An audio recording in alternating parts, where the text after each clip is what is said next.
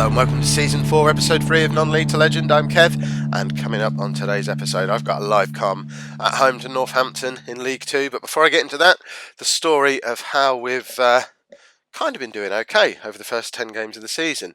And it's, as usual with me, you know what to expect. It's lots of different formations that we've been trying. So we've tried 2 or 3 different formations over the course of the month, despite me saying I wanted to kind of stick with the diamond this season. You saw a little bit of the tinkering begin last episode, but it has been major tinkering this month. And I think we've actually stumbled across something that's going to work for us as well, which is encouraging. In fact, let's see if you can make a prediction at this stage what that formation is going to be, because it took me a long time to get to it, despite the facts being obvious. We've got a load of really, really good centre-backs at the club. We've now got 4 really, really good quality wing-backs at the club. We've got a lot of good central midfielders at the club, but we haven't really got much in the way of wingers. We've not really got a top striker, and our goalkeeper's a little bit iffy. Now, it took me 5 games to work out what formation we should probably try based on that situation. You all know what I should have tried now, but you'll see how long it took me to get there. So in this game away to Notts County, this was the one from the last live comm. So we were playing the 4-1-3-2. It was okay, but wasn't anything special. The next game, we played the 4-1-3-2 again. It was the first time we played it at home. This was in the Johnson's Paint Trophy. So we rotated a little bit. We gave Ryan McConnell a first start. And that's about it as far as rotation goes. And Anton Forrester made his first start as well. Again, we looked okay without anything too special. The next game, we went back to the 4-3-1-2, despite us being away from home.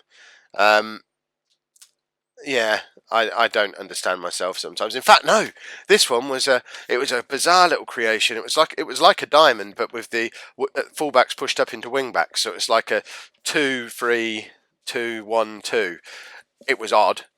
It worked okay, but again, nothing special. You can see what it's starting to morph into a little bit now. We're playing with proper wing-backs, 2 central defenders, a holding midfield player who's dropping really deep, almost forming a back 3, and then a midfield that's almost a midfield 3 and 2 strikers. I wonder where this formation's going.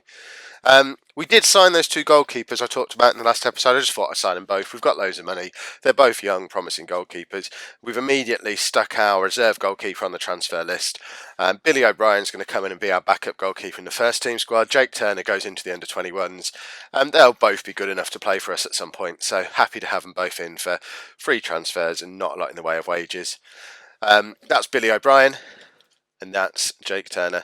Like I say, quite happy to bring those both in just to bolster the goalkeeping ranks a little bit. The next game, we played the weird hybrid system again, the 2-3-2-1-2, and got battered by Dagenham and Redbridge. We dominated possession. We actually looked like we were playing really well, but it was similar to the story I used to have sometimes at Boston in the early days at York, where we dominated possession but didn't really create much. So finally, I figured out what my squad was screaming at me, that we should be playing a 5-3-2 or a 3-5-2, whatever you want to call it. 3 centre-backs, 2 wing-backs, 3 central midfield players, 2 strikers. It's not very fashionable these days, although there seems to be a few teams playing it in Football Manager, so perhaps they know something I don't know about how it works in Football Manager. But what this has allowed us to do is play an extra one of our really good centre-backs. We didn't actually play Plegazuelo in this game.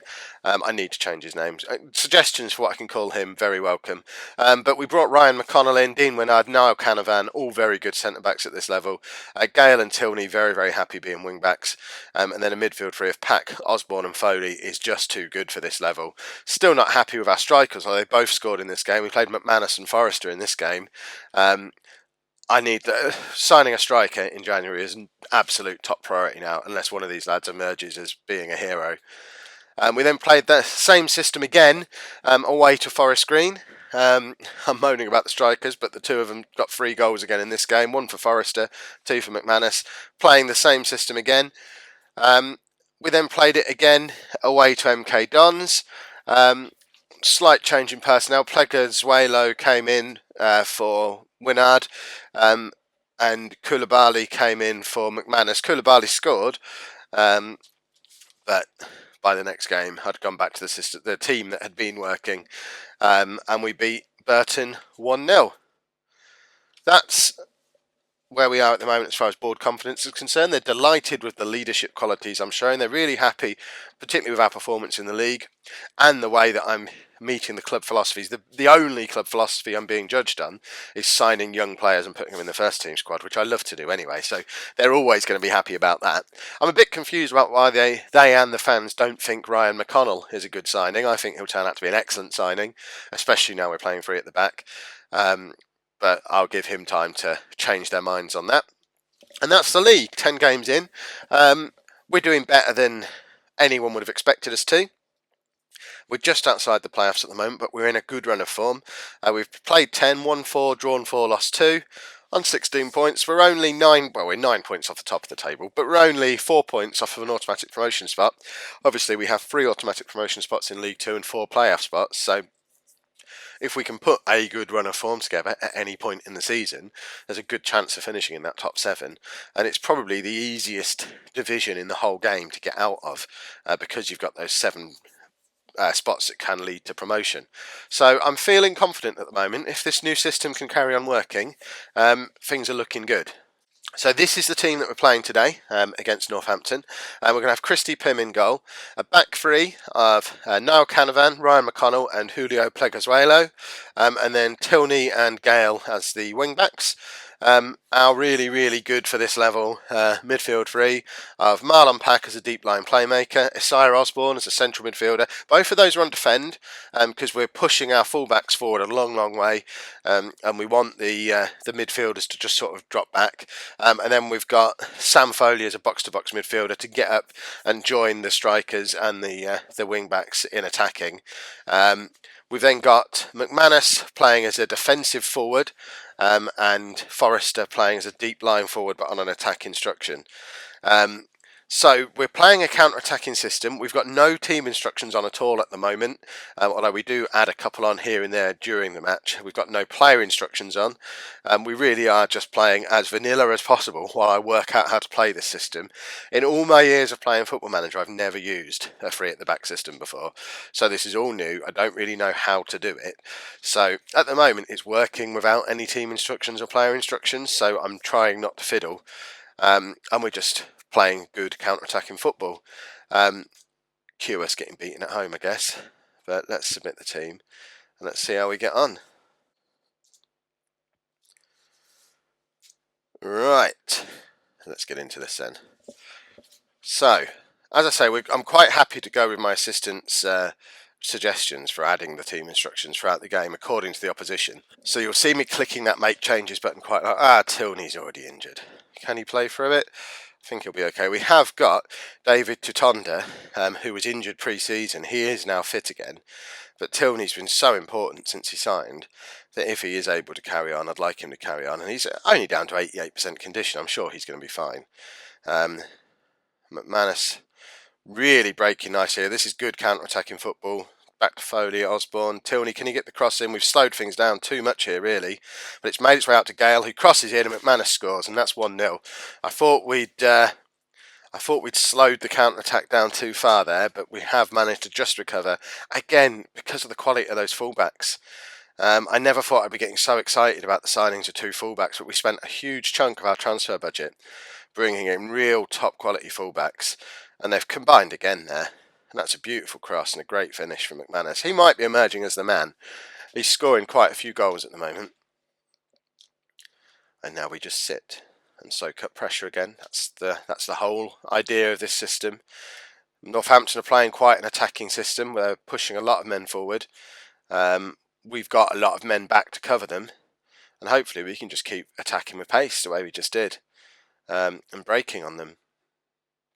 We are controlling possession as well, which is a little odd for the system that we're playing. I guess what that means is we're knocking the ball around our back three and our defensive midfield players and letting Northampton chase us a little bit, which, again, that's fine. I can live with that. Pleguezuelo apparently not having a great game, but to be honest, he's not playing any worse than the other 2. So I don't feel a reason to bring him off after half an hour. I think the assistant manager's getting a bit overexcited there.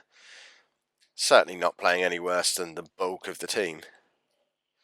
And going in at half-time 1-0 up will do me nicely. Which I think is what's going to happen. Are we going to get a half-time whistle? There we go. And we're just going to carry on as we are. Happy with this so far. If we can just have a repeat performance in the second half, that'll do very nicely. The one disadvantage of playing the counter-attacking system is we don't get a lot of highlights. We're obviously becoming quite a boring team, which isn't really how I like to play football. But we're traditionally a lower League 2 football team. So while we're in the early days of transforming this football club, we're just going to play whatever we have to help us win matches. I don't imagine myself playing this system long term, just because it is boring. But for the time being, it will do nicely. There you go. Totonda can come in and play his first game of the season. Bearing in mind that lad is quite an attacking fullback. I'm surprised he's not as comfortable playing a wing back as I would hope him to be. Is it just that I've got him on support? Is that what he doesn't like? No, he just doesn't. He's sulking about being a wing back in general. Well, if you want to get in the team, that's how you're going to have to play. Other than that, that'll do as a sub for now. I'm not going to mess around with our defenders. None of them are having a fantastic game, but I think that's more an indication of the fact that Northampton have only had 3 shots and just haven't been able to attack. So there's been nothing major for them to do. So I don't feel the need to disrupt them at the moment. They're 3 very, very good defenders for this level. Osborne is getting a bit tired, so he can come off, and we'll have Glendon come on. And then we'll perhaps bring Koulibaly on for Forrester as well. Let's see if I really want Koulibaly to be good, because he plays for Posh in real life, and I like him in real life. Really want him to be good for me in this game, but he's not done anything magical for me just yet. Northampton are pushing more men forward, it looks like. Desperately trying to get an equaliser, but we're hopefully able to just keep soaking up that pressure, and this is the time where we can hit them on another break, hopefully. Koulibaly through to Gale. Look how far forward Gale was there. McManus, that was a clear-cut chance, which he misses, unfortunately, but the attack is on again and the highlights ended. But Gale was our most attacking player there. I love playing with wing-backs.